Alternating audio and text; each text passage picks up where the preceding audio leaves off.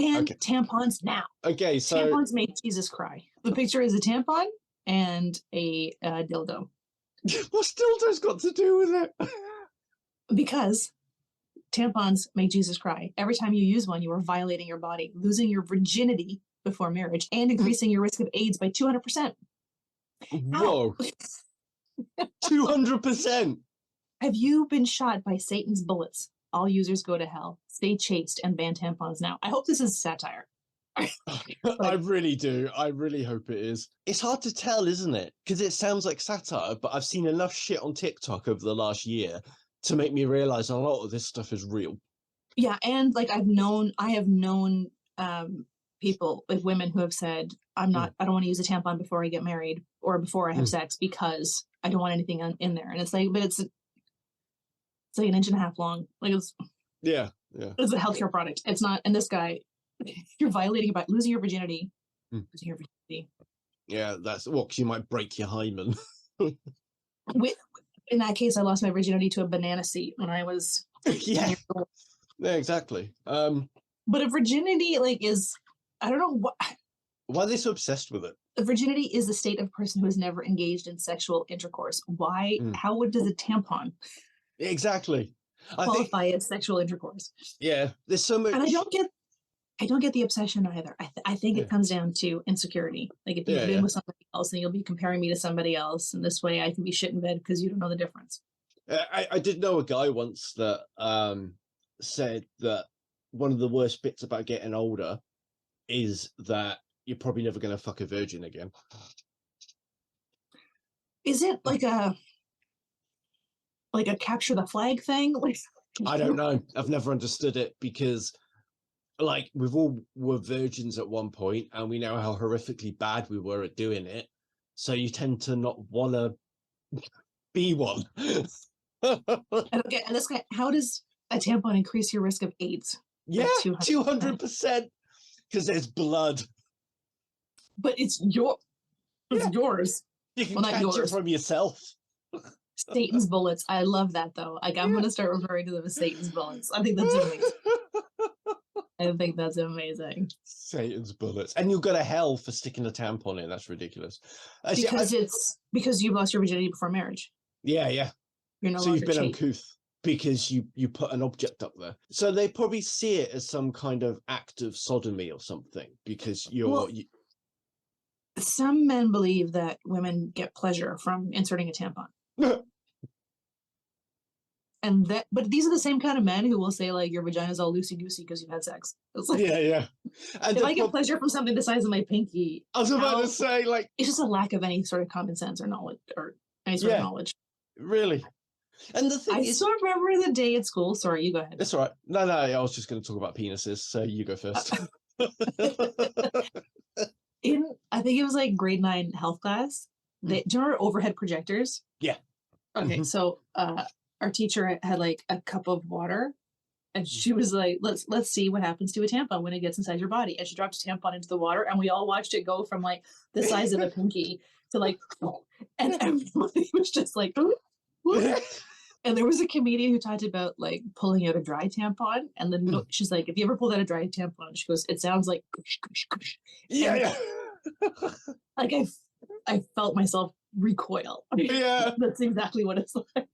The funny thing is, like, I'm laughing and nodding as if I know. Like, I've never used a tampon myself for very obvious reasons, but I am familiar with these things that you're talking about. It's just dumb. Yeah, they're just dumb. The other thing is like, you know, with this whole, I mean, I wonder where it comes from, like this lack of understanding of women's anatomy. I mean, I have experienced stuff the other way around with women not understanding men's anatomy, but I have to say that the connotations and the way that it's spoken about are completely different. Like when men like that are talking about it, it's very derogatory and very insulting. Whereas like when women talk about men's anatomy and they misunderstand it, there tends to be a way of being able to rectify it, you know, and help people understand it. But with these guys, there's almost a lost cause. But I think there's also a lot of women who don't understand their anatomy. Yeah. Right? Like there were a lot of women don't, if you were to put a diagram our situation, like, I don't Mm, know how many of them would be able to point out, like, here's my urethra, here's my clitoris, here's right? Like, mm, I just don't know that schools do a good enough job of yeah. that. And Mm, like I remember in my school, they separated the boys and the girls for sex ed because they thought it would be embarrassing for the other yeah. for each one to learn about in front of them. So like when the girls were in the room, they were teaching us girl stuff. Like we didn't learn a lot. Like we learned like here's a male penis and here's a scrotum, here's the vas deferens, and here's the urethra. Like we learned that, but it was like a 10-minute lesson. And Mm, then it was more so on like here's how you insert a tampon, here's how you put a condom on a banana. Like it was just mm, very basic. And you're mm, teaching ninth graders who don't really have the emotional or intellectual maturity to sit and absorb and like realize how important this is going to be to your future mm, health. I think if they did it later and or throughout, right? Like maybe not just a one-time lesson in ninth grade gym class, but if they mm, taught sex ed and human health and human reproduction and all those things all throughout high school, then yeah. kids would leave school with a more thorough understanding and it wouldn't be such a mystery. Yeah, yeah. Right? Like if you can take the mystery out of it, it doesn't become as exciting. Yeah, yeah, exactly. You just help people understand it. Then it, like you say, it demystifies it and it makes them not want to go off and compare their genitals to each other. Yeah. But then at what point do you start? Because like, 5 and 6 year olds are playing, Mm, I'll show you mine if you show me yours. Because it's like, you mm. got that? What is Yeah. that? Yeah. So I think I, it's probably a good place to start is kind of with young kids is saying that like if somebody is doing this to you, that's bad and it shouldn't happen. yeah. And then later on, when I would say about 11 or 12, I first started masturbating when I was 12 and I didn't know that I was masturbating. So like I just did something that felt good. And I didn't know what it was because my school didn't do sex education because it was a Catholic school.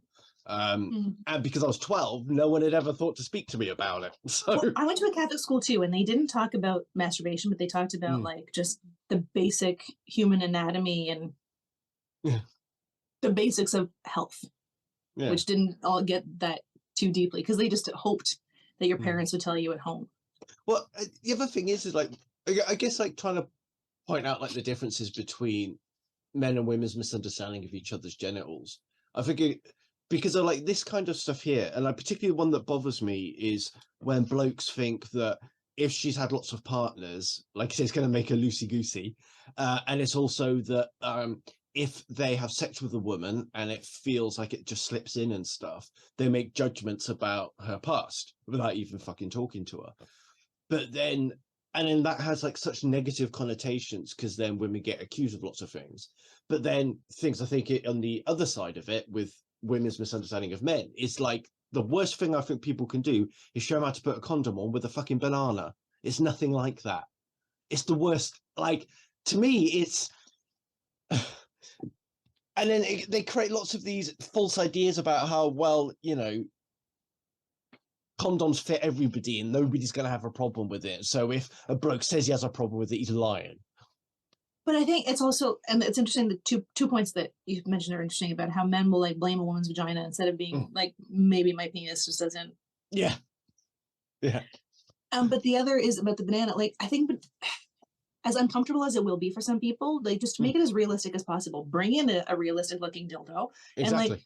here's how I'd put it on. Like, the more we make Yeah. things, the more Abstract. euphemisms that are Mm. used, and yeah, the more Yeah. abstract and the more you create this mystery around it, Yeah. then of course people are going to develop shame of that, right? Like Exactly. if these like the kids who's talking about this ban tampons now, if they were taught Mm. this is the purpose, this is what they're for in a Mm. clinical and scientific way, then they wouldn't walk away from that thinking like, oh, tampons equals not virgin. Like that's the Yeah. Yeah. dumbest take I've ever heard. Everyone just gets so scared of it, Yeah. Yeah. of the topic Exactly. of it. And it's like Mm. it's a basic function, Yeah. right? Like they'll talk about peeing and pooping, but not about menstruating. And it's like Yeah. it's a still basic function. Like stop making it so scary, and people will stop being so scared. Yeah. The more you set up women and men to be completely different monsters, right? Because Yeah. like I've heard men say like, I don't trust anything that bleeds for 5 days and doesn't die. Yeah. And they've meant it. Like I've known people that mean it. But then there's also men who think that women can turn it on and turn it off. Mm.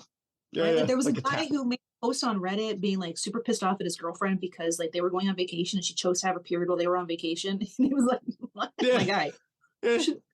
that's not how it works. Yeah. But then on the other side of it, like I've had women like deeply apologize to me, like if we've only just started seeing each other, deeply apologize to me that they're on a period. And she's Right. like, I don't want to have sex on my period. I'm really, really sorry. I'm sorry this And has you know what? happened. And I'm I like, get it. A lot of people don't, right? A lot of people yeah, would prefer not that's to. fine. But it's like, but it's the fact that like other men in their lives have made them feel they need to apologize for a bodily function. Mm. Do you know what I mean? Like just that deep apology that they were, because obviously I was new in their life, they didn't know me, but the reactions they got from other men, they're like, I'm all right not having sex for a week. Like, what? What's the problem? If it's not something you want to do, I'm not going to make you do it. But more importantly, why are other people making you feel that like it's okay to make you want to do that, to make you have to do that? It I don't know. That's a whole other conversation. That's a Yeah. whole other can of One last thing about the worms. tampons is like there was a guy in India, and I remember reading about this about 7 or 8 years ago, and he started trying to do a one-man revolution for women's health products, because in India they have a lot of rural communities with a lot of stigma and discrimination surrounding the monthlies. And so he created, I can't remember if it's a new sanitary towel or a tampon or something, but he gets harassed, chased out of villages. He gets death threats all the time. People try to fucking kill him because he's created cheap feminine hygiene products. There was a guy who made a video about how it's not natural for women to menstruate because when What? yeah, he's like, you should be having a period every 3 or 4 years, not every Oh, I month. heard that one. It's like, how do you think all of human existence came to be? Like we're Yeah, not yeah. yeah, like just the misinformation of it is ridiculous.